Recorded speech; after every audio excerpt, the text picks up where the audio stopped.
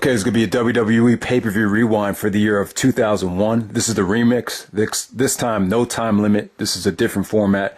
It'll give me enough time to go into depth about why this was my favorite year in WWE history. And while it was my favorite year, I can understand that some people were frustrated with this year because of the booking of the invasion angle. A lot of people thought the invasion angle was botched because of what we actually got in terms of the WCW and the ECW roster and when just the way it was booked. But I'll get more into that a little bit later.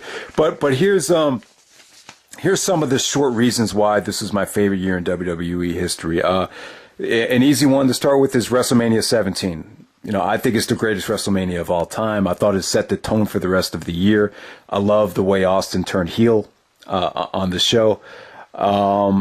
Also, everyone was in their prime this year, from Stone Cold Steve Austin to Kurt Angle, Jericho, Rock, Rob Van Dam, Chris Benoit, Triple H. I thought this was their best years for everyone I just named. You had 7 major players right there. If I could go back in the time and book a fantasy roster, I would take each and every one of those guys from 2001. So yeah, just the talent was just incredible this year. And on top of that, you had the invasion. Even if you didn't like the invasion, you have to admit that it gave the audience exposure to different styles and different talent. Tajiri wasn't even part of the invasion at first. He came in before the invasion started. But, a guy like Tajiri, someone from Japan, it was the first time I really got to see that Japanese style on the WWE platform. I thought that was very refreshing. Rhino from ECW, obviously Rob Van Dam. It speaks for itself how fresh and how innovative he was. I loved Booker T at the time. Lance Storm. I thought Lance Storm brought just another dimension of athleticism and versatility to the roster as well. So yeah, bottom line is, even though some people didn't like the invasion roster or the WCW ECW alliance roster, you have to admit that there were certain guys that really offered a lot of diversity to the WWE style or WWE show. Vince McMahon, once again, this is Vince McMahon's most controversial year. He took a lot of hits this year in the media, but at the same time, I was very proud of him. I really felt like he stuck up for the business. He did a lot of courageous things as well. Just a couple of he put he had a lot of balls this year. He put himself on the line numerous times. Obviously, you had the XFL thing. You got to admire the fact that he at least tried to do something different with the XFL. It kind of it wasn't really successful. They did a monster rating the first week, but after that, a lot of people were kind of turned off by it because you saw The Rock, and then you saw them going into the cheerleaders' locker room, and it wasn't about football or whatever. But at least he tried it. But that's not the reason why I mentioned Vince here. Vince, he had a great interview with Bob Costas, where Costas was kind of putting down the product. He was talking about Degeneration X and what the hell is this suck it thing? It's a bunch of crap. And then Vince just started yelling at him. He was like, he told him to shut his mouth, and he told him that he didn't watch the product, and he just gave him like the verbal woodshed, and it was great. I think Vince, his passion for the business really took over there, and he really put Bob Costas, one of the best journalists, one of the best sports journalists of all time. He put him in his place. I thought that was incredible. As far as the storyline stuff goes, obviously he bought WCW. That was a huge achievement for him. He did a lot of storyline stuff with Trish Stratus, an affair with Trish. A feud with Shane McMahon, and then Stephanie McMahon. The alliance with Austin, and then him and Austin, broke up during the invasion. And then Vince, probably the thing I was most proud of about Vince this year was September 11th. I think a lot of people forget that that Smackdown on September 13th. That was like the first major show or sporting event that took place, I believe, after September 11th, which was just an incredibly dark day for our country. I still remember it like it was yesterday. It was like, you got to be fucking kidding me. I mean, what happened that day? It was just it was just such a dark moment for our country. But you know, Vince came out of that SmackDown and just gave a great speech. You know, he basically said we're not going to live in fear of terrorists or terrorism, and you know, he got on with the show, and I think it was the right thing to do. It was definitely an uplifting moment for our country. And when you talk about what happened in the history books, I think Vince's speech needs to be mentioned. Also, the women. I felt like you know, this was the best year the company had in terms of looks goes as far as women. You know, obviously the Divas division or the actual wrestling wasn't great. I mean, probably the best women's wrestlers on the roster were Lita and Ivory, but you know, in terms of the women on the roster, it was just, you just had so many hot girls there. You had obviously you had Trish, you had Terry Runnels, you had Lita, and then you add Tori Wilson and Stacy Keibler from WCW. You definitely had some of the hottest women in the world on the roster, and Stephanie McMahon as well. I thought Stephanie, this was her best year as well. Just on the mic, her personality, her looks, she finally developed into a woman, and she actually got the breast implants, which added for some nice, storyline stuff with Jericho and The Rock. So there we go with that. Also, commentary, you had Jim Ross and Paul Heyman. Jerry the King Lawler, I don't know, something happened with his girlfriend, the Cat. So he decided to leave the company because they released her, or they fired her. I can't remember exactly what happened. But bottom line is, Jim Ross and Paul Heyman is my favorite commentary team ever. Heyman this is a rare occasion where a commentator actually made the product better. His passion was just unparalleled. He just made matches better. He had so many quotes. Like, this is as exciting as a man could get with his clothes on, when he was talking about Angle and Benoit at WrestleMania 17. Obviously, the one that everyone remembers was, I'm in Washington, D.C., and I'm about to see Bush, when Trish Stratus was forced to strip by Vince McMahon. So, and you know, Heyman really, you know, on commentary, he really tried to do his best to carry the invasion angle as well. Also, pay-per-view themes. I thought pay-per-view themes were definitely quality, man. You just had some amazing pay-per-views as far as the wrestling quality goes, but on top of that, they each and every one of them had their own identity. They had a great theme music, you know, the Limp Bizkit theme from WrestleMania 17. Yeah, Let the Bodies Hit the Floor from SummerSlam. Click Click Boom from No Mercy by Saliva. So you know, even the themes that weren't by bands, that were just WWE production themes. They were all, each theme sounded different, and each pay-per-view had like its own set design, Titantron design, their own logo. I just felt like that's something missing right now in the WWE. The pay-per-views all kind of feel the same, have the same feeling, but each and every pay-per-view back then just had such a different atmosphere, different setting, and those pay-per-view themes really, I don't know, they just added something special, and they worked very well in the video packages. I felt like the television shows, Raw and SmackDown, they were equally as good. It wasn't a situation where, you know, Raw is so much better than SmackDown. SmackDown's like the B show. But the SmackDown deal was pretty lucrative at the time, so there was a lot of pressure to keep the show equally as good as Raw. I don't think there was any difference. I think there were some SmackDowns that were a lot better than Raw. You know, you had some great SmackDown television matches, and some of the best storyline stuff took place on SmackDown. So some people kind of argued about how Raw would be a lot better if you just take away SmackDown, but you know, this could be a negative as well. And I'll get into some of the negatives now. Let me just touch on it.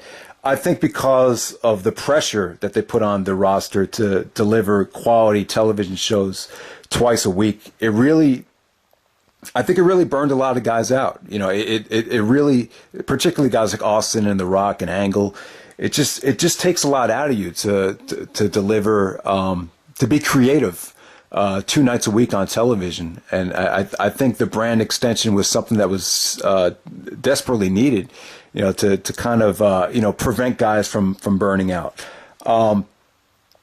Obviously, the invasion angle for WCW fans was a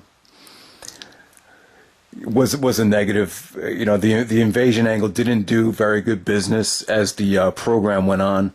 You know, a lot of people were expecting Goldberg, Hulk Hogan, Kevin Nash, Scott Steiner, Ric Flair, Eric Bischoff to lead the invasion, possibly. The problem was, after Vince had bought the company, you know, AOL and Time Warner had merged.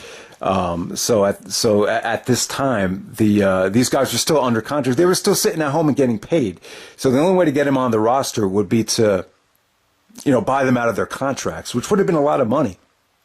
I believe like Goldberg's contract had to be bought out for like $6 million or something like that. So that's a lot of money.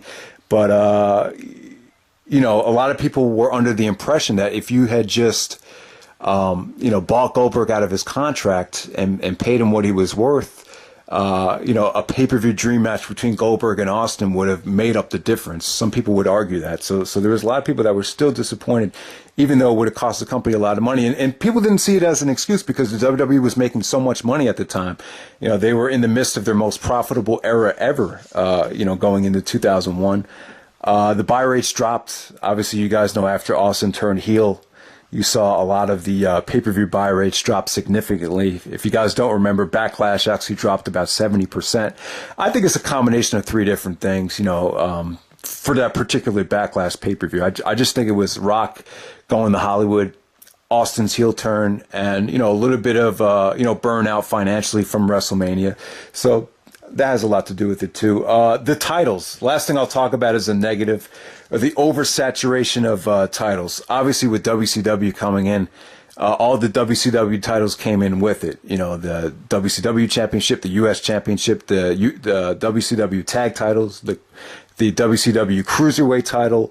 All of a sudden, you had way too many, you know, title changes. And Mick Foley even said that, you know, there's a lot of things lacking from the product right now, but one of them is not championship belts.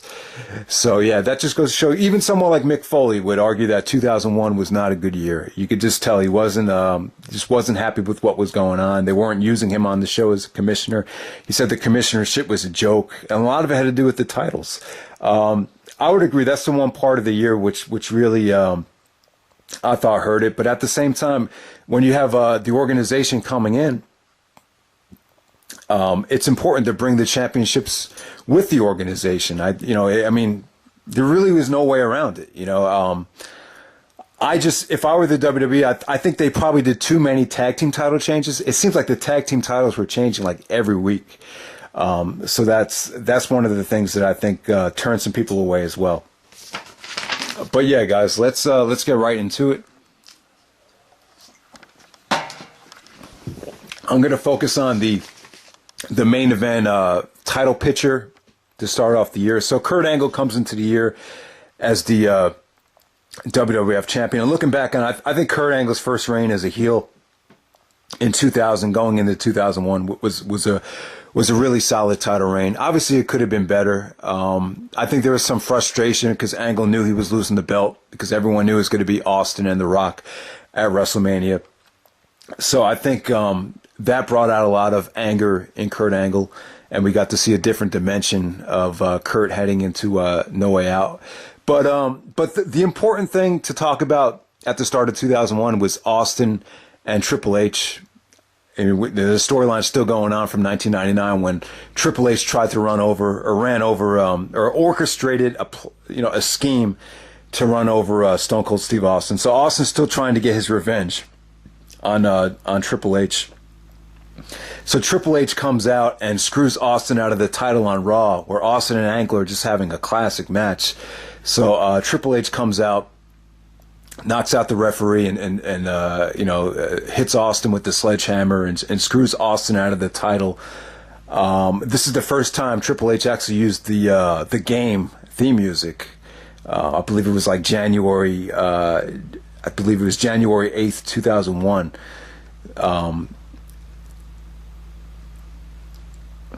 So at the Royal Rumble, it was decided that Triple H would get the title shot against Kurt Angle. And this was kind of a weird matchup because Angle was a heel, Triple H was a heel. You know, Triple H tried to talk to Angle about Angle playing a face, and he was trying to get the fans to hate him because Triple H wanted to stay heel because he was in this hot program with Austin. But at the same time, Stephanie and Trish were feuding because Vince was having an affair with Trish. So Trish was in Angle's corner, and Stephanie was in Triple H's corner. Angle and Triple H had a really good match at the Rumble. It's definitely their best work together. But we had interference from Austin. Obviously, Austin predictably interferes because he's trying to get revenge on Triple H for screwing him. So there we go with that. So Angle retains at the Rumble. So later on in the night, at the actual Royal Rumble match, 2001 was one of the best Royal Rumble matches ever. People remember it for Kane eliminating the most people ever at that point, and they remember Drew Carey's appearance. But Austin wins the Rumble for a third time. He won in 97, 98, and then in 2001. I thought this was booked beautifully. When Austin came down, Triple H came down as well and, bloodied him, really beat the shit out of him before Austin got into the ring. But even though Austin was bloody and bleeding, he sucked it up and got back into the ring, and it came down to, I believe, Austin, Rock, and Kane.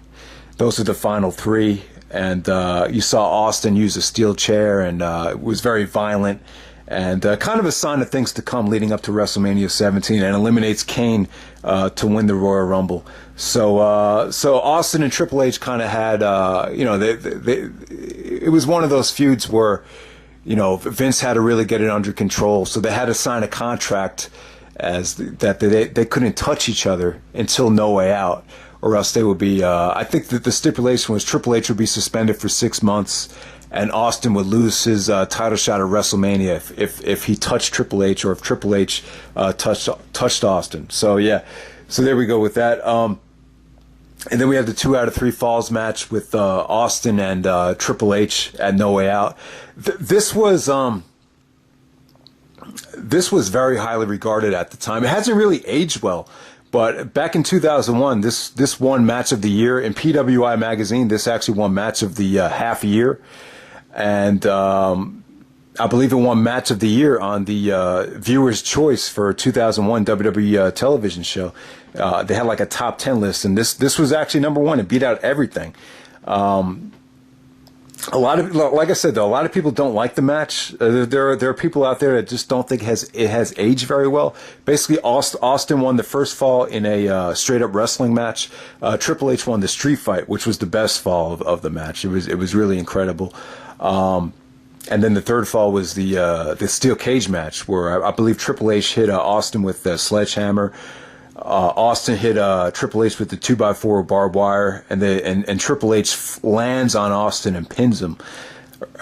So Triple H goes over Austin right before WrestleMania, and I said this in the other video, but it's true. I think it was important for Austin to lose this match. It kind of gave him a reason to turn heel. It was kind of a sign that Austin needed to kind of change his ways and find a new direction if he was going to continue to be the man, because he could not get the job done against Triple H. So I thought that was good stuff. So later on that night, The Rock actually faced Kurt Angle at No Way Out. This had really good build up, I thought. The Rock was determined to main event WrestleMania one more time. I think everyone knew it was going to be Rock and Austin at WrestleMania. So Angle was very you could tell Angle was very frustrated that he was, sort of looked at as a transitional champion. Whenever you have a champion that has been champion for that long, I think it's usually good business to have him main event WrestleMania. But at the same time, having Angle, kind of be a transitional champion and hold the championship as an Olympic gold medalist, I think he definitely brought some more credibility to the championship as well. But this. This is the match that some people would say Kurt Angle had arrived. I think everyone knew The Rock was winning, but the point was to make Kurt Angle look strong and bring out an added dimension in him. Kurt was kind of very dorky, kind of nerdy. Some people would say he was even kind of a chicken shit heel as a champion, but in this match, he got more aggressive. He finally busted out the ankle lock. Just some vicious trash talking to him. He actually said to The Rock, he said, "If you don't tap right now, I'll break your fucking ankle." And you could hear it too. You could hear it clear. They didn't edit it out. Angle even said in his book that Vince was in the back and he was telling everyone, Angle has arrived. So definitely, I thought this match was awesome. It was definitely the best work Rock and Angle had together. Angle really made The Rock earn the title back. They were doing this storyline where The Rock was like, tick tock, tick tock. You only have so much time until I become the champion again. And then Angle's like, tick tock my ass. He said, Rock, you've always been jealous of me ever since I joined the WWF, because finally there's someone with even more charisma than you. See, at the time, Angle definitely had a lot of charisma. And that was one of the selling points there. But yeah, the fuck up by Earl Hebner when Earl Hebner counted 3 on the rock bottom, I thought that added to the match and made it more dramatic. Hebner was supposed to count to 3, and then the Rock got pissed. So he goes like, make the fucking count. You could hear it clear too. So definitely, I thought this match had a lot of drama. It's really a quality matchup, considering this is right before WrestleMania. So there we go with that. So next up we go to WrestleMania 17. I'm just going to focus on Austin and The Rock here. The build-up from Austin and The Rock, both guys are so established. It kind of just speaks for itself. I mean, there was really not a lot of creativity. I think they tried to convolute things a little bit too much, where I think Austin, his heart really wasn't in some of the booking with his wife, Deborah. He wanted Deborah to do, different things for her career, have more of a purpose than just, showing up at the show and just doing nothing. So Vince actually made Deborah The Rock's manager, just to kind of throw a monkey wrench into it. So there was times when Deborah would celebrate with The Rock, and then Austin would look kind of jealous. So yeah, I mean, just it's very, very difficult to book, a babyface versus babyface, feud. So I don't know. I can't really think of anything they did that was too creative leading up to it. I just remember the promo with Jim Ross, and Austin was just very emotional, very, very worked up. I think Austin realized that I think Austin was under a lot of pressure because he saw how successful the company was without him. Rock and Triple H definitely carried the company. They continued the momentum. It was like the WWF didn't even lose a step. So I think Austin was very, he said that he needed to win the match. I just think there was a lot of animosity there. I definitely think there was a lot of, I'm not going to say bitterness, but there is definitely a sense of urgency on Austin's part, to regain that top spot. And basically, I felt like Austin was the better of the two. When they did that promo with Jim Ross, I would agree with Austin. I definitely think he out-promoed The Rock. Definitely. There were some lines from The Rock that just I don't know, just sound a little bit forced. But that's a tough feud to book, especially when you have two baby faces right there. But over the next couple of years, the tension between Austin and The Rock definitely built in real life. Particularly leading up to WrestleMania 18. I think that's when a lot of stuff backstage and behind the scenes went down that probably a lot of people don't know about. But definitely, so Austin turns heel at WrestleMania against The Rock. As far as the actual match goes, I just think it was incredibly booked. I think it was the right thing to do. One of the things you have to keep in mind is Austin had neck surgery. He's getting a little bit older. He just turned 36 years old. The Rock was still very, very young. I think he was only 28 at the time. So when you combine, things like that, it's kind of like, and when you combine the fact that the company had so much success while Austin was gone, it was kind of like Austin had no other choice but to align himself with Vince. And I just think it made perfect sense. And Austin, he said it himself. He felt like he was stale. If the guy that's actually, playing the character feels stale, then you got to take him for his word. I think he was right. And there's so many people that argue that Austin should have never turned heel. He should have stayed babyface. Well, if he stayed babyface, I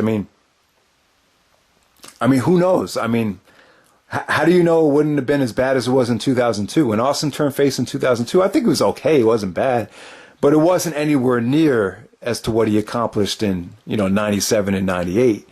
So if Austin had stayed at babyface, there's no guarantee that the buy rates would have maintained or stay or if the buy rates would have even been that much better. There's really no guarantee. I just think it was something that needed to be done. I think it felt natural. I think Austin as a heel, I think he was at his best this year, to be completely honest with you. So obviously we know what happened here. Vince came down. He annihilated The Rock with the steel chair. Rock just kicking out of everything, kicking out of the Stone Cold Stunner, kicking out of a million chair shots.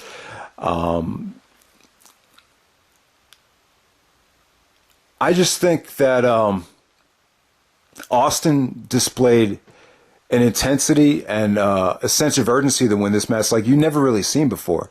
He cursed a lot in the match, but I've never seen a match where I felt like someone wanted to win the match so bad where he would just do anything.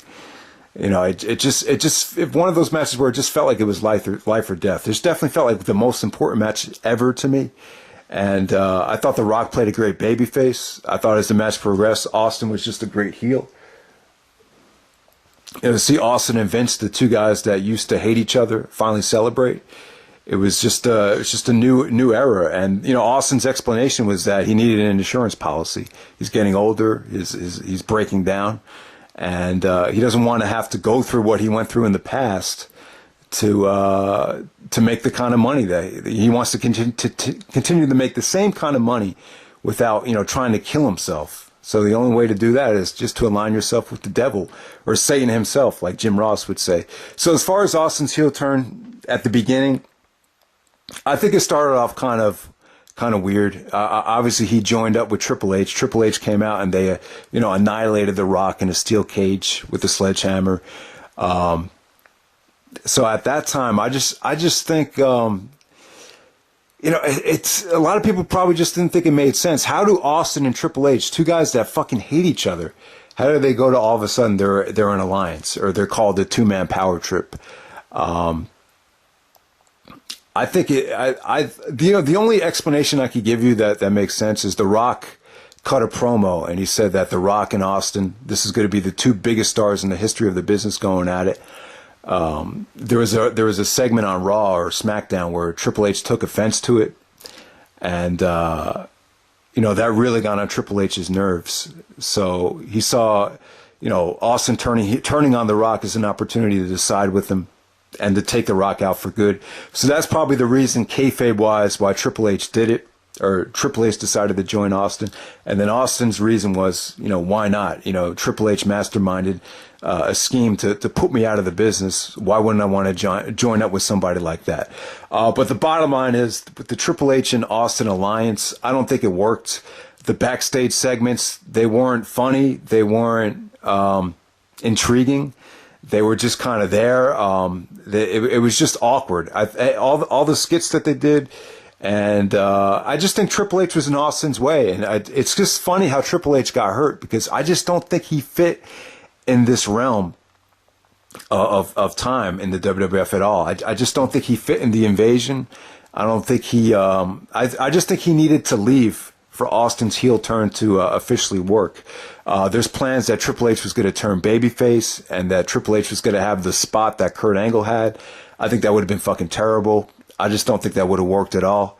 I think that would have bored people to tears. So I'm glad it worked out for the better, and Angle got that spot over Triple H. But yeah, Triple H and Austin, they a lot of the stuff felt very forced. They tried to book them as like the most dominant tag team ever. Like they would, particularly the stuff they did with the Hardy Boys and Lita, they just annihilated them with steel chairs. Austin even cut a disturbing promo on Lita, how hitting her with the steel chair was the most sensational feeling he ever had before, which is kind of tough to listen to, because years down the road there is stuff came out about him and Deborah and some stuff that I don't even want to get into, but you guys know what I'm trying to say. And then Undertaker and Kane stepped up and said, Triple H and Austin want to beat up on women. But, try taking us on. And then at Backlash, they booked this tag team title match where all the titles were on the line. Triple H actually beat Jericho for the Intercontinental Championship. So then he had the IC title, World title, and the tag team titles on the line. I believe Triple H hit Kane with the sledgehammer, and Austin and Triple H won the tag team titles. So going into Judgment Day, they decided to do Austin versus The Undertaker. And to me, Austin and Undertaker never really clicked in the ring. They've had some dramatic feuds. So a lot of people love their SummerSlam 98 match, but I think it's kind of overrated. I don't know. I just don't think it's a great combination. I don't like the way Taker sells the stunner. I just don't think they have great chemistry. And at the same time, I felt like Taker, definitely wanted his character to be a lot more like Austin. And Triple H as well. Around the time when Austin left and then he came back. See, I think this is one of the reasons why Austin wanted to turn heel. A lot of the guys kind of tried to steal the gimmick. Like, Triple H with the game. He transforms himself from the Greenwich snob to, a jacked up guy who's the toughest guy to ever come down to the ring. And then you have Taker who transforms himself into an American badass. So once again, you have all these guys, a couple more guys, that just want to be like that rebel, that renegade. And all of a sudden you kind of have a little bit too much of that. And that's the reason why I kind of think the Kurt Angle face turn worked, because he was definitely different. And, it just wasn't the same gimmick, a badass or a rebel that comes down in black tights and black boots and it's going to stomp your head in. It was just different. So that's probably one of the reasons why Austin wanted to kind of get away from, the babyface thing. It was probably just a little bit too much pressure as well. So, the stuff between Austin and Taker going into Judgment Day, they kind of got, a little bit too crazy with the feud. Taker actually threw Austin through glass. Austin threatened to, he made a phone call to his wife. Well, what was the storyline again? I think Taker's wife. He tried to.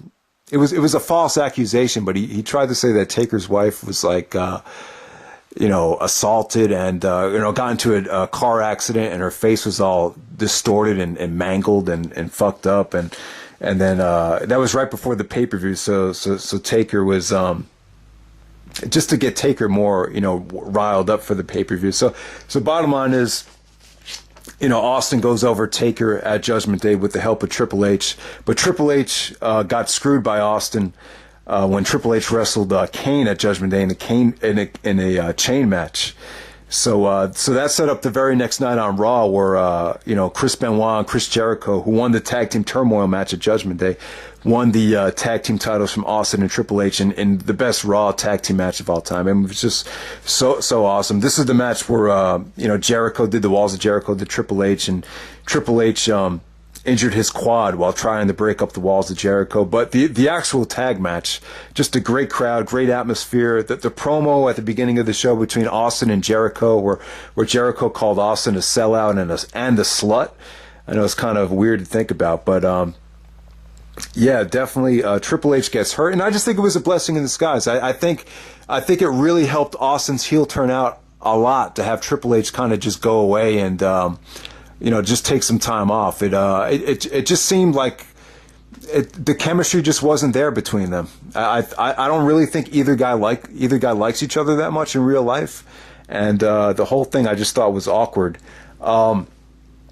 So going into King of the Ring, you have Austin against Benoit and Jericho. This would be a triple threat match. We had a series of just this is my favorite part of the year for me. I mean, you just had so many quality television matches. You had the great tag team match on Raw with Benoit and Jericho winning the tag team titles. Then they defended the tag team titles at TLC 3 on SmackDown with Benoit taking a vicious headbutt through the table where he fucked up his ribs, but Benoit and Jericho still retained the tag team titles with the Dudleys, Hardys, and Edge and Christian in TLC 3.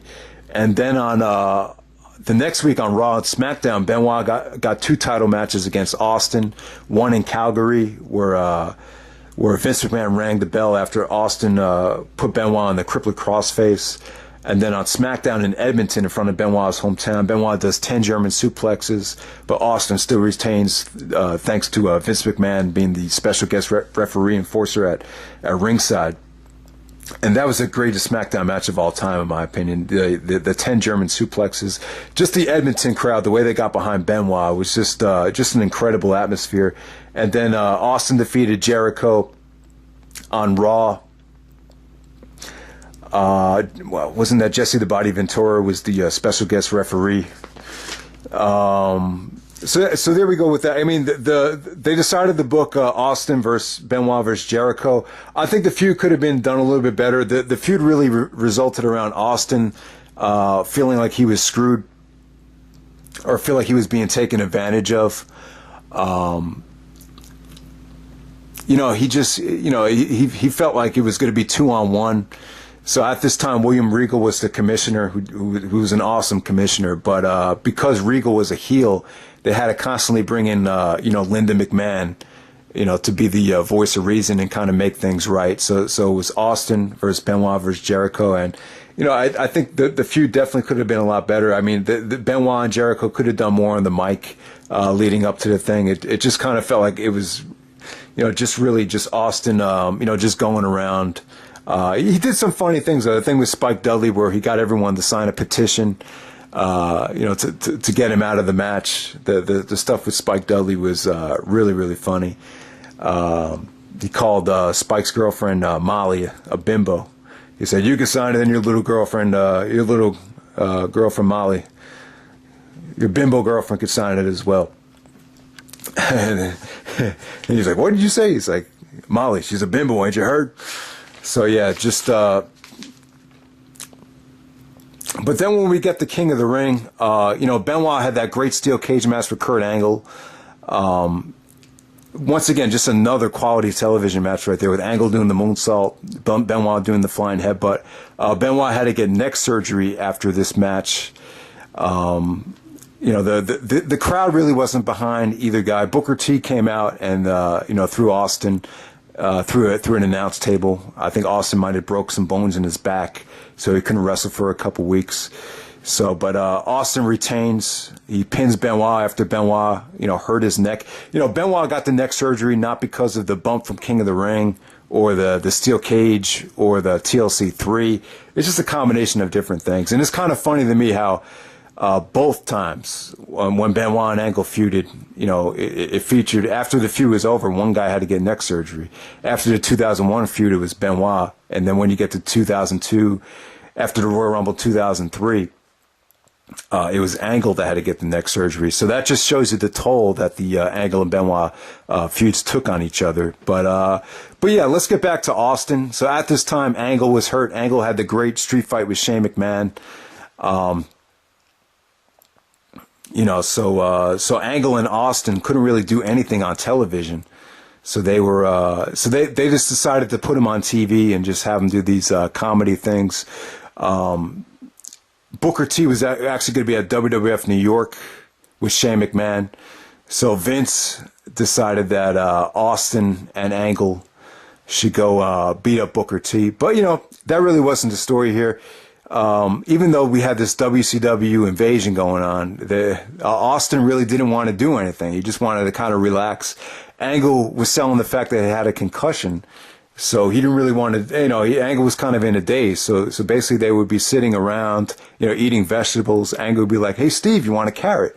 He's like, "They're kind of tough." Speaking of tough, you're tough, I'm tough. It's like, "You're a former King of the Ring, I'm a former King of the Ring. You're a former champion, I'm a former champion." We could be like related. So Angle was just kind of showing this goofy, dimension that you never seen before. And it's just funny. And then they got each other cowboy hats. They got Angle like this little cowboy hat where he just looked like such a doofus. And Austin Stevens like, I know, Kurt, I got it for you. It's a damn joke. You look like a jackass. So then they were buying each other gifts.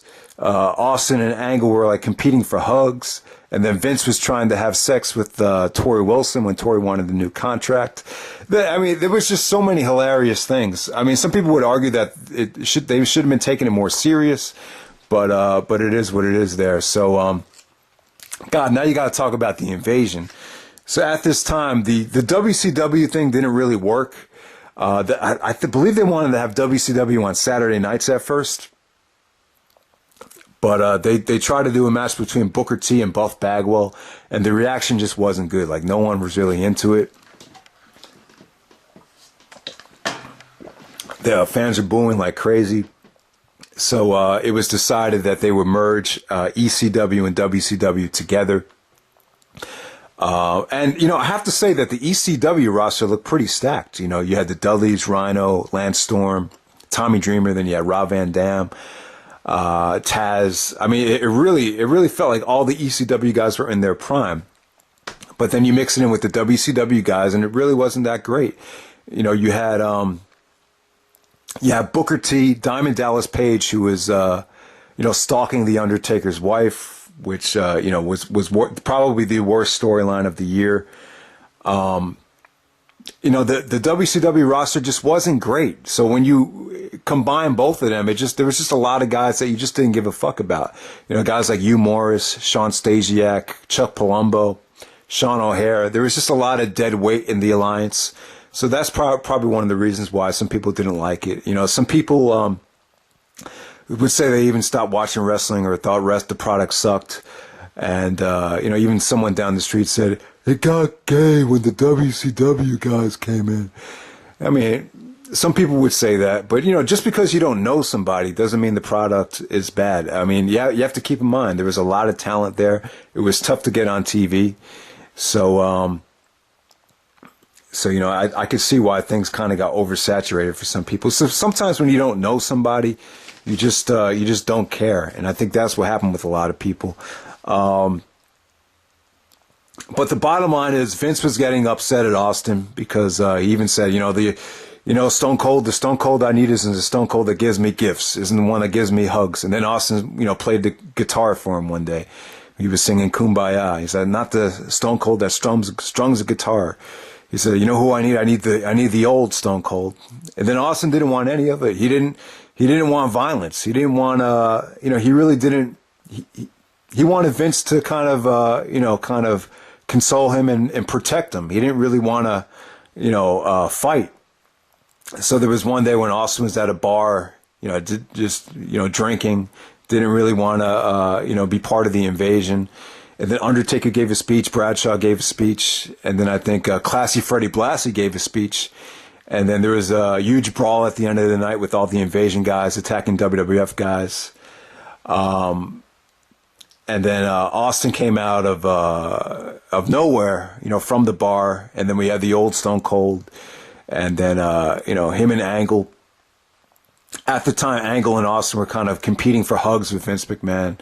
So there we go. So there was a little bit of animosity between Austin and Angle. It was funny at first, but as things got serious, Austin realized that Angle was kind of Vince McMahon's choice to be the next WWE champion. So Austin turns on Angle at Invasion. He stuns Angle and has Booker T cover Angle to get the victory for the Alliance at Invasion. But I'll tell you, man, the Austin face turn at Invasion, or going into Invasion, it definitely worked. Austin thought he was stale, going into 2001, but he really enhanced his character. A lot of people just really identify with him. I think a lot of people found him funny. I think they could relate to the part with him drinking and not really wanting to be part of the Invasion at first. And to see the old Austin come back, it just it kind of set the world on fire, and it resulted in a great buy rate for Invasion. Even though the Invasion angle ultimately didn't make as much money as it could have, Invasion did about 775,000 pay-per-view buys, which is almost about $10 million for the company. So it definitely made a lot of money. And they almost made about $1 million at the gate as well. So the Invasion was a success, even though the ECW and WCW alliance only featured Booker T, DDP, the Dudleys, and who else was it? Was it Booker T, DDP, Rhino, and the Dudleys? That was pretty much it. You didn't have a stacked WCW roster. Some would argue if you had Flair, if you had Steiner, if you had Goldberg, this pay-per-view could have done, millions and millions of pay-per-view buys. But, we'll never know looking back on it. So Austin joins the alliance. Shane McMahon is the owner of WCW. Stephanie McMahon is the owner of ECW, and Paul Heyman as well is in the mix with ECW. Heyman could have been used a lot better to carry this thing. See, I think Shane McMahon was he just wasn't a good heel. He wasn't the man for the job. I definitely think, in retrospect, if you really wanted this angle to work, Bischoff would have been the right guy. I just think if you really wanted to do an invasion angle with the right WCW stars, you just had to wait. You just had to wait a couple of years for guys to get out of their Time Warner contracts and come onto the roster. Shane McMahon, he's just a natural babyface. He really didn't turn things around as a heel until leading up to Survivor Series, in my opinion. That's when he really, you saw some moments of greatness from him as a heel, but it wasn't until then. Stephanie, I don't know, man. I think Stephanie was great in 2001. I thought she really added a lot to the show with the bitchy personality, but you just don't want to see there's just too many McMahons, and I just think that probably turned a lot of people off. How it was Vince versus Shane and Stephanie. Just a lot of people probably just didn't believe it. But the only way to kind of botch or to kind of salvage this angle was to have Austin be the leader of the alliance, and this is where Austin really stepped up his game, in my opinion, as a heel. I felt like as the leader of the alliance, he displayed some of the best heel work ever. He was such a bully. He was so mean. He was so intimidating. He took a guy like Taz, a former ECW champion, and made him look like a jobber. A former ECW champion, someone like Raven. He's like, "Is that Raven?" He's like, "You suck." He's like, "You Morris? Is that funny? You're pathetic." What? Sean Stasiak was trying to, impress people, impress Austin, and he would always end up like falling on his head and hitting himself. He's like, "Are you all right? I feel really bad for you." What? I mean, it's just, and he punked out Scotty 2 Hotty as well. They had this first ever Austin Invitational where he was going to show people the fundamentals to get to the level of a superstar like Stone Cold Steve Austin. And instead of helping the guy, Austin would just intimidate him. He would say, "There's no way you're ever going to be as big of a star as Stone Cold Steve Austin." What? Even Tori Wilson, he intimidated. Taz, the stuff between Taz and Austin was really funny. Taz was like, "Hey, boss, I'm over here." And then Austin would just constantly pick on Taz. For Austin's celebration or appreciation night, he'd be like, "Everyone's wearing a WCW shirt, a Stone Cold shirt." He's like, "Look at you, what are you wearing? Take off that stupid orange shirt." So, I just thought Austin's heel work on the mic was incredible. I thought Angle was a great babyface. This is my favorite babyface turn of all time, with Angle turning face. And I can see the frustration on some people. The invasion angle basically ended up being Austin versus Angle.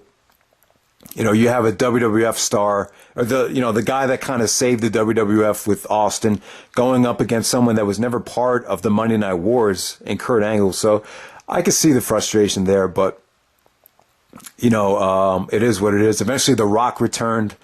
The Vince and Shane were trying to get The Rock on their side, so The Rock eventually came back to the WWF after rock bottoming both Shane and Vince.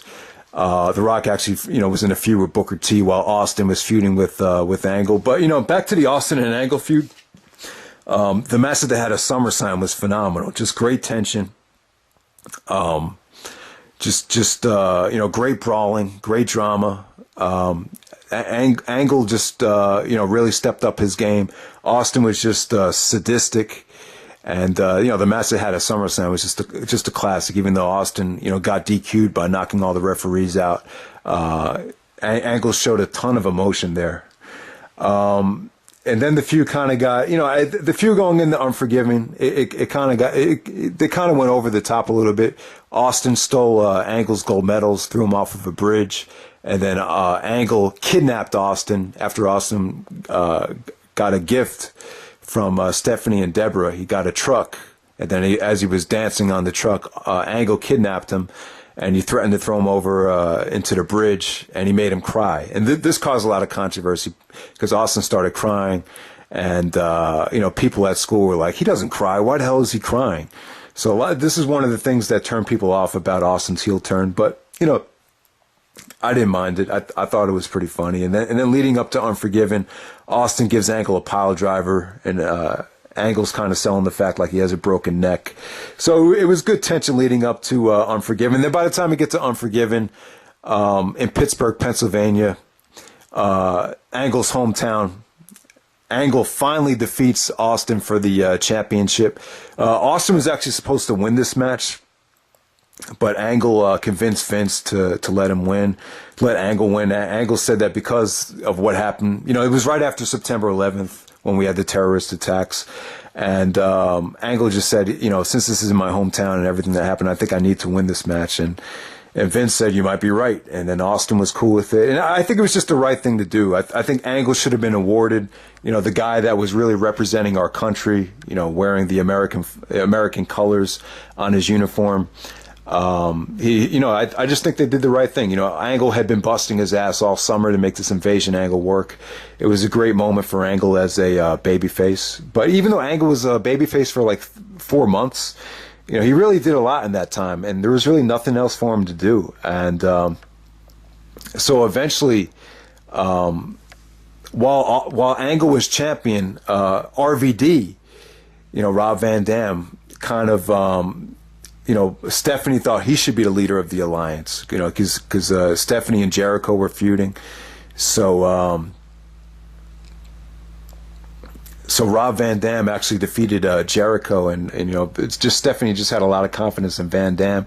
So Van Dam was just getting hot. Every time Austin was, cutting a promo in the ring around this time, everyone was chanting RVD. I was even at a Smackdown where Austin was cutting a promo, and they had to stop recording because there was so many RVD chants, and it just had nothing to do with the storyline. So they had to edit the actual show. So that was, just to show you how over RVD was. I was at the Smackdown, and there were RVD chants before the show even began. So that shows you how over Van Dam was. But the Austin and Angle stuff, even though it was great, this is probably one of my favorite feuds of all time. But even I would agree that by the time you get to No Mercy, adding Van Dam into the mix definitely, sparked more interest. And Austin was starting to get jealous of RVD. And, this is because RVD was becoming the leader of the alliance. I just thought this was an angle that you could have played with until WrestleMania. I really felt like, this would have been a money-making angle to see Van Dam dethrone Austin for the championship. And, this is an example of someone just being red hot as a heel with a lot of momentum. It was a huge chance to create another big star. And, some people would argue that Van Dam just wasn't ready yet. It was too soon. But very refreshing triple threat match with Austin, Angle, and RVD. Austin did win the title back before No Mercy. William Regal, the commissioner, joined the alliance and helped Austin win the belt back from Angle. But then, Van Dam was thrown into the mix. And I just really thought that was a great storyline right there. With Austin being jealous of RVD, and you didn't really know if RVD was going to turn on Austin and help Austin, or try to, or take out Angle as well, or try to go up against Austin in the triple threat match, or side with Vince McMahon. Vince actually, there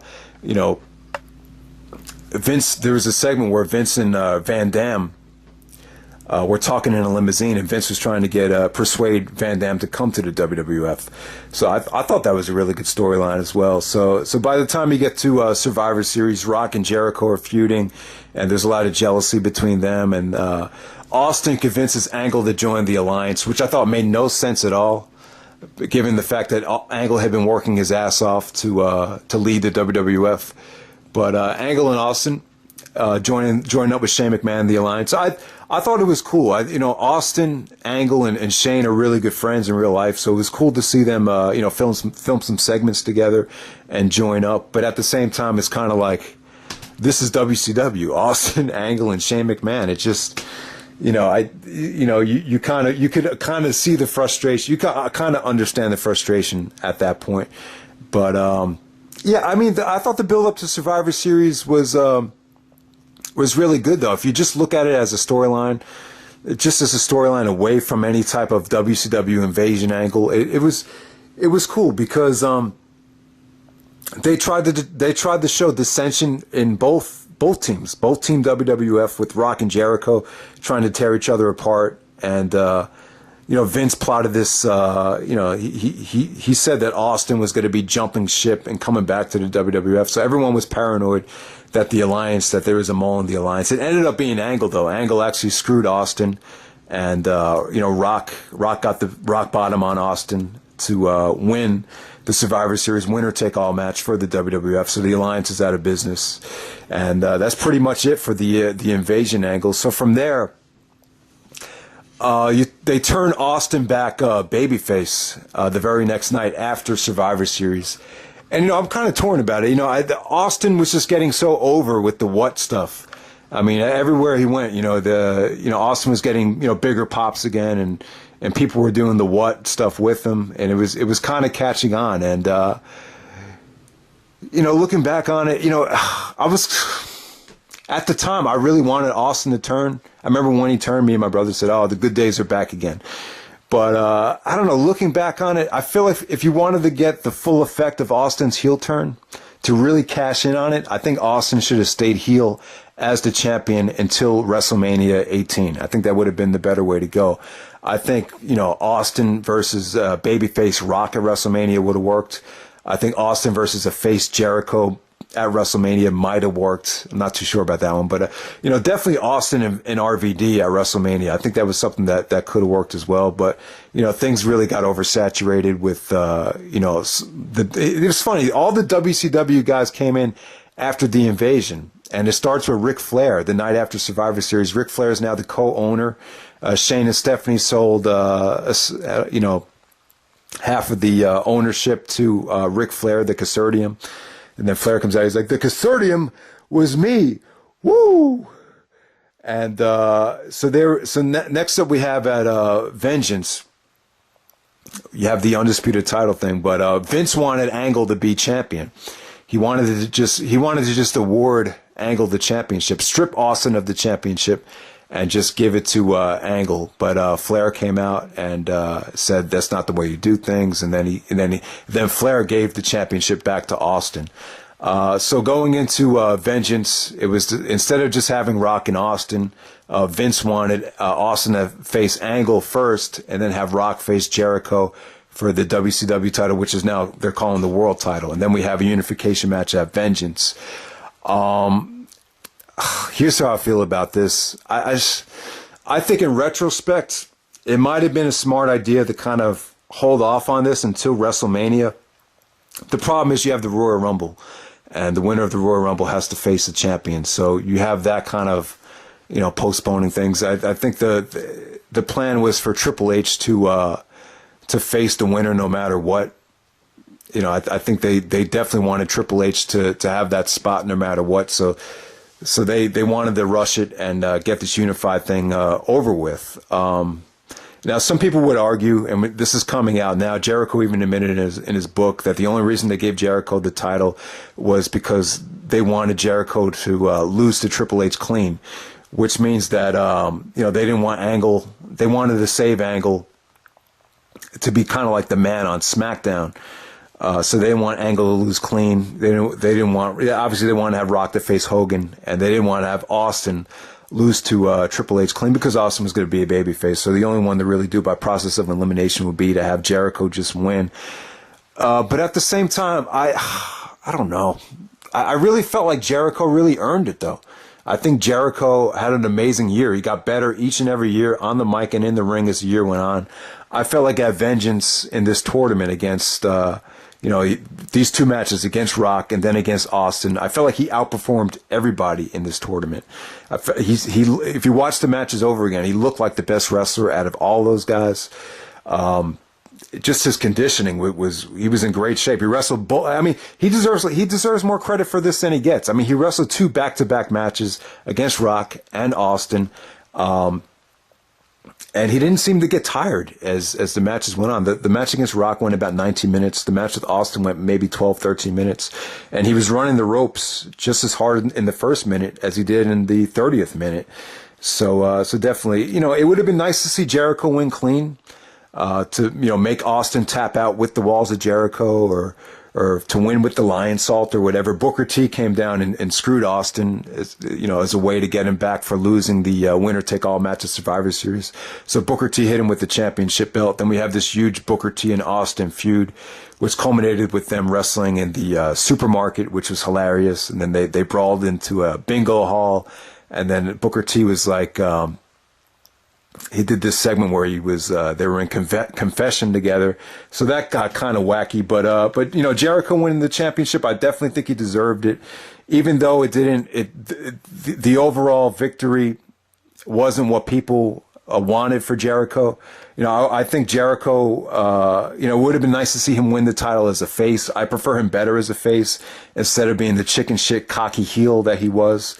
But at the same time, it was a huge award to be the first ever undisputed champion. It's something that no one forgets. You know, no one thinks of Randy Orton as like the guy to unify the belts again after 10 years. No one mentions that, but Jericho's always going to be known as the first undisputed champion. You know, it sucks the way he lost to Triple H at WrestleMania. I think that whole feud and that whole storyline could have been handled a lot better.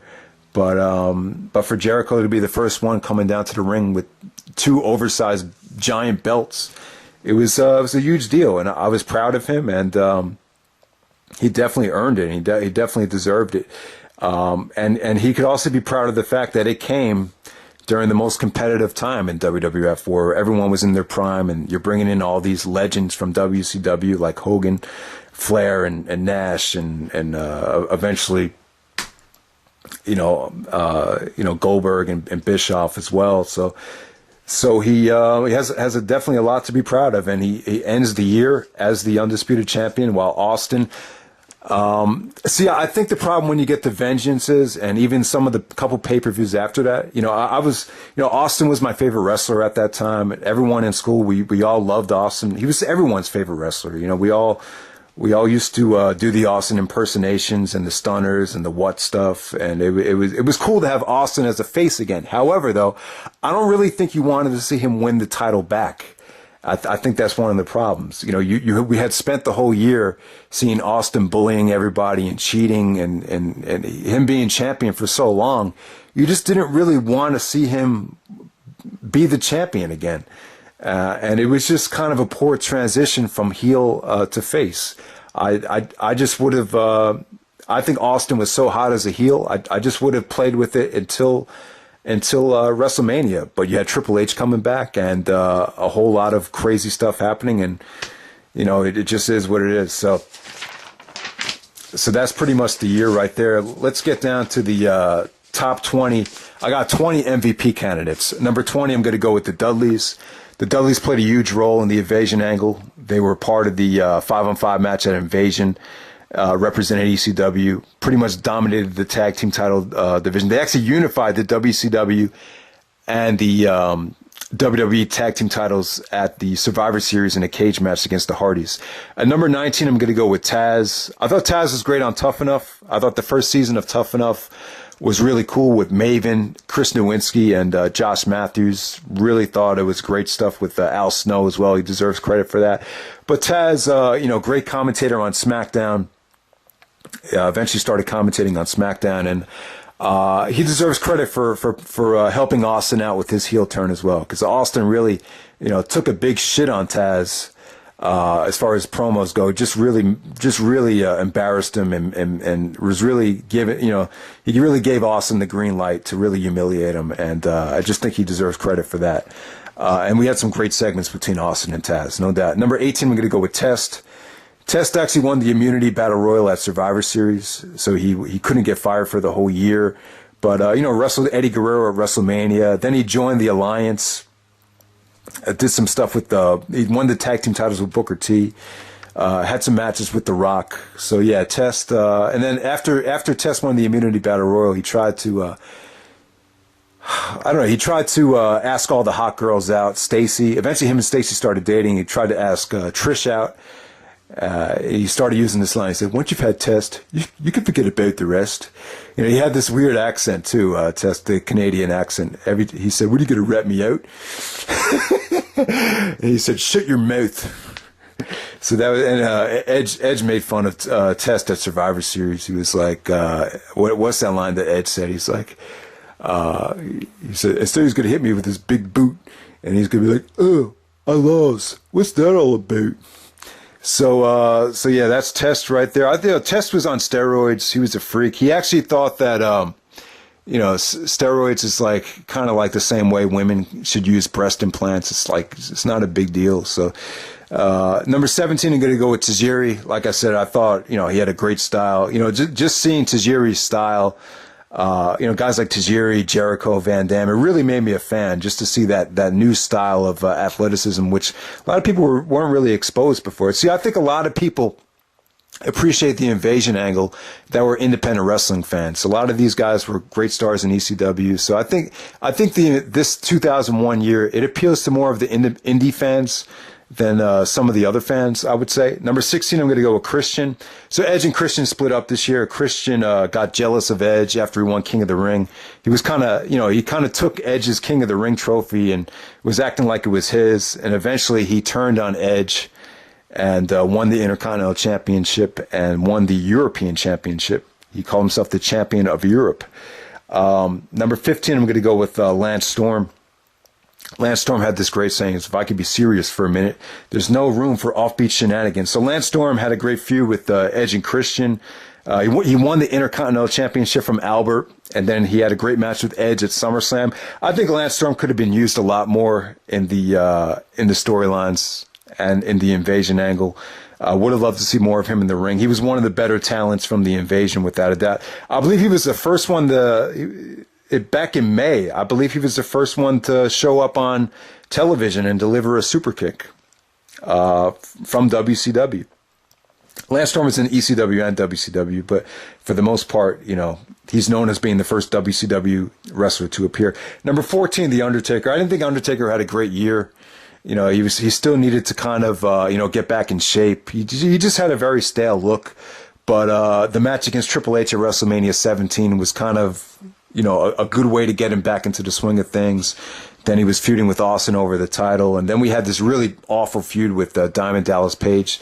DDP deserves credit, though, man. He took less money to come to the WWE, and he was stuck in this awful feud with Taker where he had to be the stalker to the Undertaker's wife. It just made no sense at all because in WCW, DDP was married to his girlfriend was Kimberly. She was known as one of the hottest women in wrestling history. So it made no sense for someone like that to be stalking the Undertaker's wife. And it was just one of the worst feuds ever was the Undertaker and DDP stuff. So stuff like that is why people say 2001 sucked.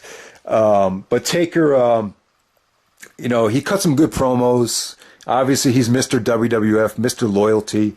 So, he was trying to rally the troops before Invasion and Survivor Series. So that was good stuff. And then he turned heel on Jim Ross. Vince was doing the whole kiss my ass thing. He wanted to have, Jim Ross kiss his ass. So Taker came out. It looked like he was going to make the save in Oklahoma at Jim Ross's hometown and says, I just got to know, were you going to kiss his ass? And then Jim Ross was like, well, hell no. And then Taker goes like, is that because you're better than me? Because Taker was saying, out of anyone that kissed Vince's ass, he kissed Vince's ass more than anyone. So he wanted to make sure that Jim Ross would kiss his ass too. So that was a good way to have Taker turn heel. Then he was on like this rampage and for the hardcore title. Then he was finally the one to beat RVD for the hardcore title at Vengeance. Then he got a haircut, got a new look, and Taker really had a lot of momentum now. He really changed his look and got things rolling in the right direction. Number 13, I'm going to go with Booker T. I love Booker T, man. I think he was underutilized this year.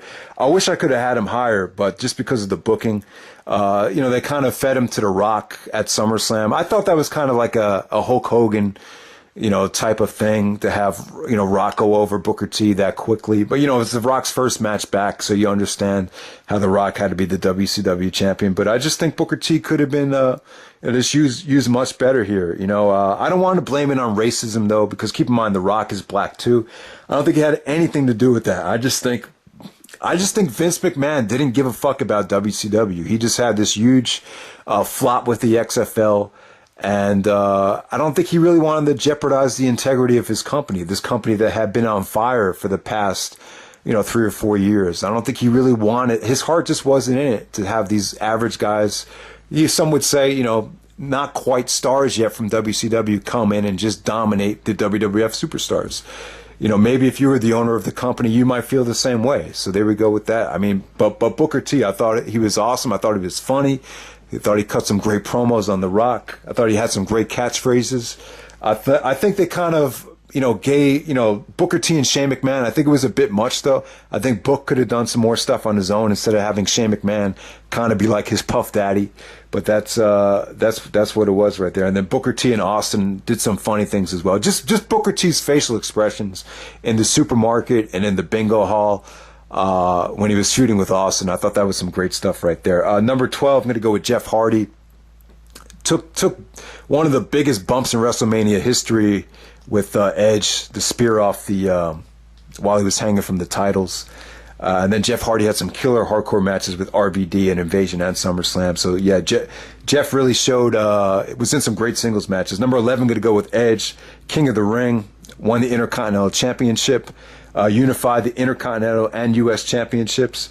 And then obviously the feud with Christian, and he cut some really good promos too on Billy Gunn. He said, "I won't Billy Gunn this King of the Ring." He's like, unlike Billy Gunn, I plan on being entertaining. But I talked about that promo before. Edge. I thought Edge was good. I thought the feud with Christian could have been better. I think Edge and Christian should have probably happened at WrestleMania 18 in Toronto, their hometown. That would have been the place to do it.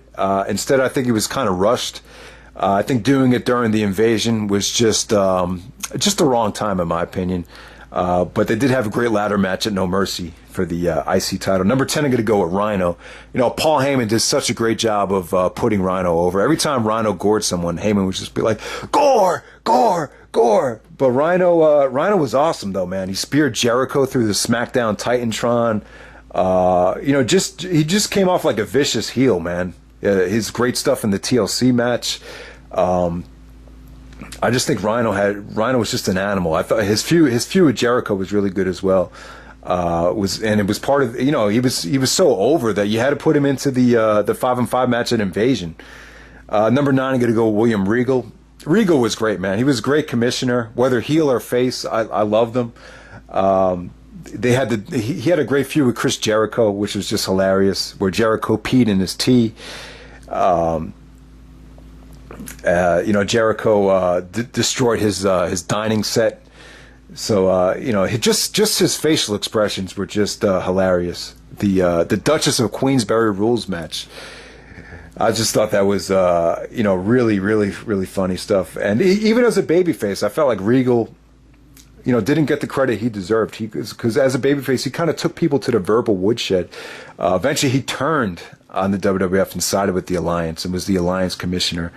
But I enjoy Regal, though. I never, this was his best year, but I never thought, the WWF really gave him the freedom to go out and do what he could do in the ring. But, the highlight of Regal's year is definitely his matches with Chris Jericho. Number 8, I'm going to go with Shane McMahon. Shane was the owner of WCW, but I don't think Shane was a great heel, though.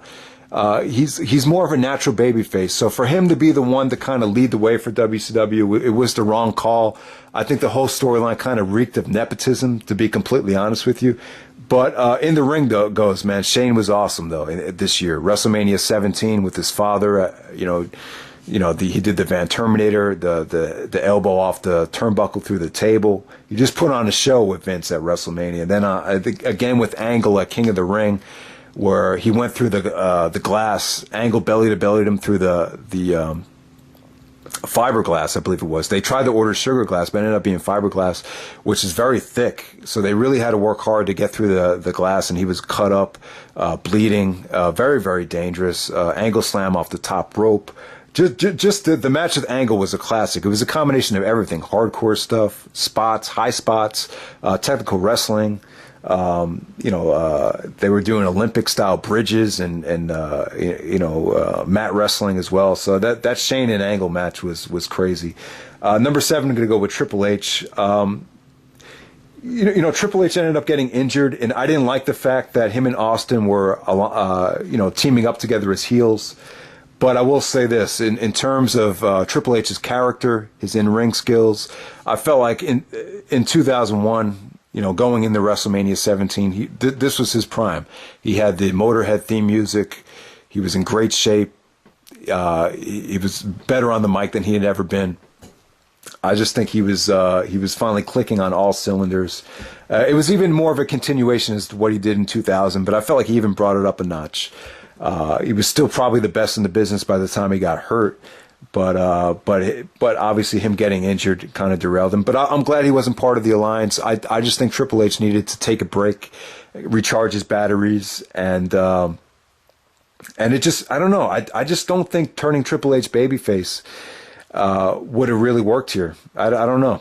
It would have been interesting to see how they booked it, particularly at King of the Ring. People talk about how it was supposed to be Benoit versus Triple H for the IC title, Austin versus Jericho for the world title. But I don't know. I just don't know how they would have booked that. I really just don't know. Benoit, Chris Benoit will be at number 6, MVP candidate. I think this was, Benoit actually ended up getting neck surgery in June. So he was only there half the year. But while he was there, I felt like this was his best year. He had one of the best ladder matches of all time with Jericho. Had an awesome feud with Kurt Angle at WrestleMania 17. Then he got the win at Backlash. Then he stole Angle's gold medals at going into Judgment Day. Then they had the great steel cage match on Raw.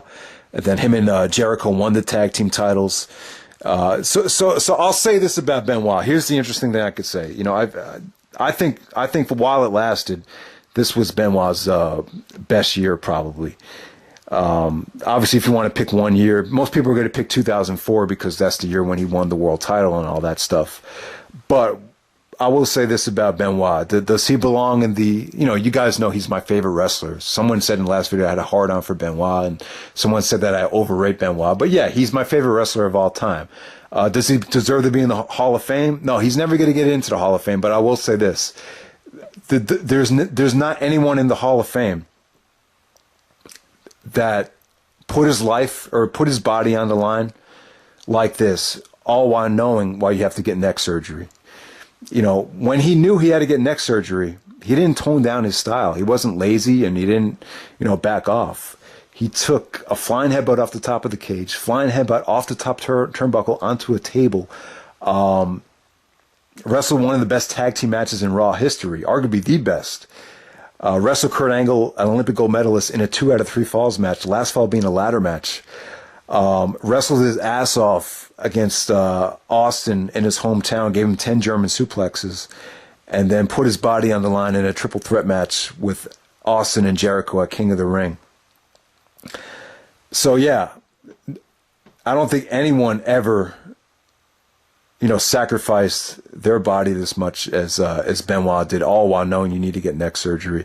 The amount of trauma that this guy put on his brain and his body is crazy. And I blame it a lot on the flying headbutt. The flying headbutt is just something you just can't do with what we know now. So there we go. Number 5, I'm going to go with Rob Van Dam. You guys know RVD was hot as hell in 2001. He was just a white hot heel. He was refreshing. People that had never seen him before, all of a sudden we were all sold on RVD. He really stole the show at Invasion. He put on a show. Really not much I can say other than this was his time. This was the year when I thought he was best booked. He had Vince McMahon and Stone Cold Steve Austin in the same storyline. Foley comes out. He says he's blowing his mind, and he's going to put him in the triple threat match. I don't know. There's just something about this year that I love. I love the fact that the Invasion was Triple H and Shawn Michaels free.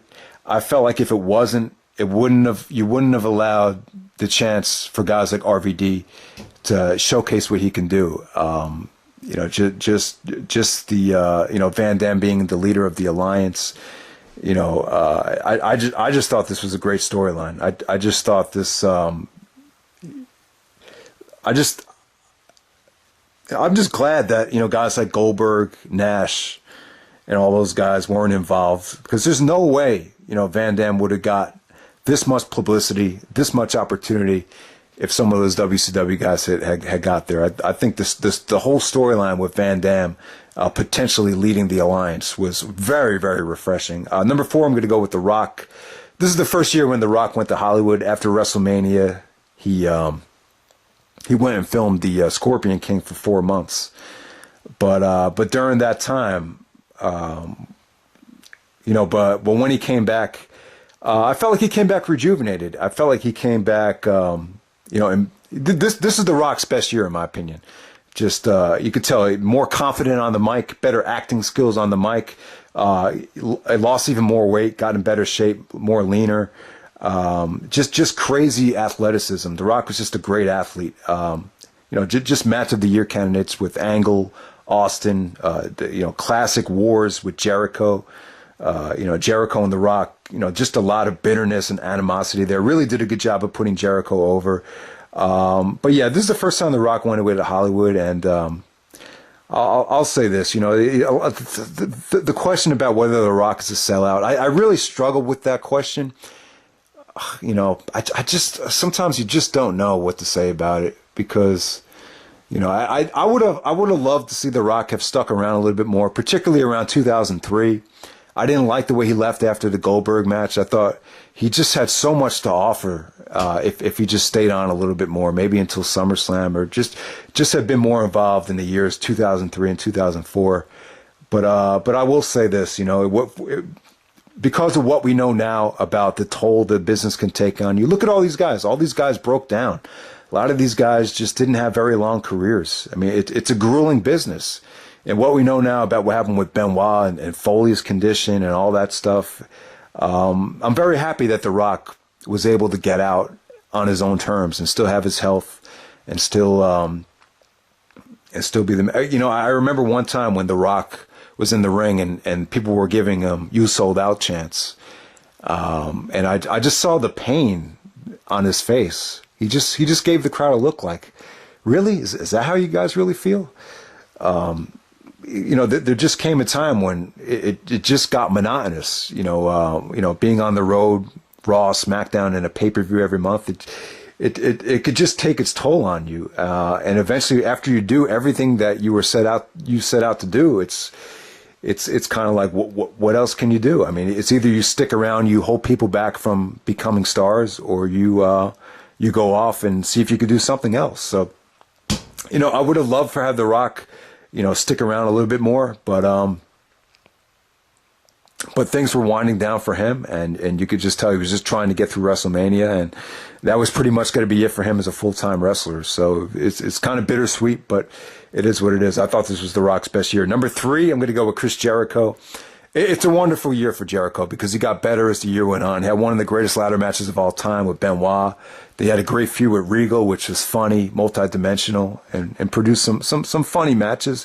Then he won the tag team titles with Benoit, was a loyalist for the WWF during the invasion. Basically, his reason for not joining WCW was he hated WCW so much, he just didn't want to go back there.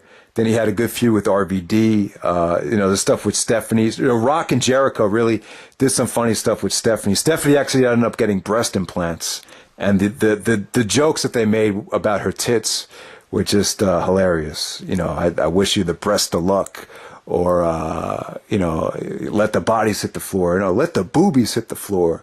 There's so much. So even The Rock delivered some great stuff about Stephanie, about using her breasts as a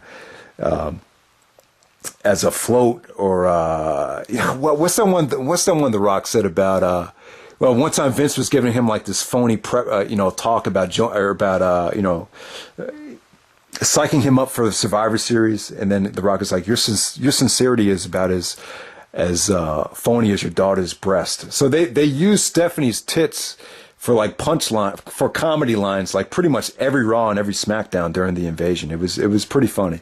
But yeah, Jericho unifies both belts at Vengeance. One of the biggest accomplishments ever.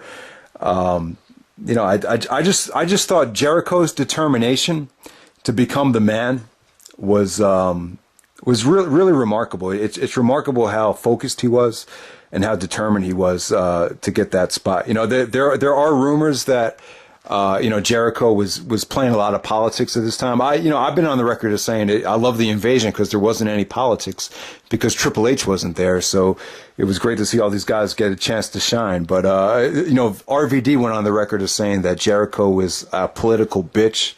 And, RVD had a tough time with Kurt Angle, too. There was a lot of times when Van Dam would bloody Angle and Jericho, and Angle's wife would complain about Van Dam, being too reckless in the ring. So there was a lot of stuff that went on. Plus, I think Angle and Jericho were a little bit jealous of Van Dam's popularity because they were supposed to be the mega baby faces. And, there was times when RVD started outshadowing them.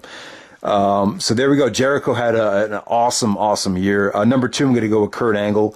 You could actually argue that Angle had a 4-star match at every pay-per-view from Royal Rumble until Survivor Series. I mean, the only pay-per-view where he didn't was probably Vengeance, and maybe the Triple H match at the Rumble was like 3 3/4. But from No Way Out until Survivor Series, you could argue that Angle was involved in a 4-star match each and every month. So that's how good he was. I don't know if. I mean, I will probably say that this is Angle's best year all around in terms of mic skills, in terms of wrestling quality, in terms of character. This was probably his best year. I mean, in the ring, it's tough to ignore what he did at WrestleMania 21 in 2005. It's tough to ignore some of the matches he had in 2003. But from start to finish, this Angle in 2001, you might have to take this guy because of his health, because of his age, because of his versatility. And I just thought he was hilarious in some of those backstage segments with Austin when he had the concussion. When him and Austin went to WWF New York, and Austin was trying to punk out Booker T, and he was just kind of using Angle as like a stooge.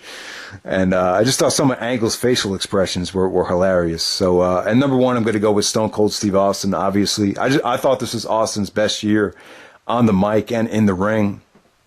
I thought he had the best matches of his career. I thought he had the 4 very best matches of 2001. I think his mic skills were incredible. I just thought he was funny. The what stuff really caught on. It was high. Just Austin missing from the show.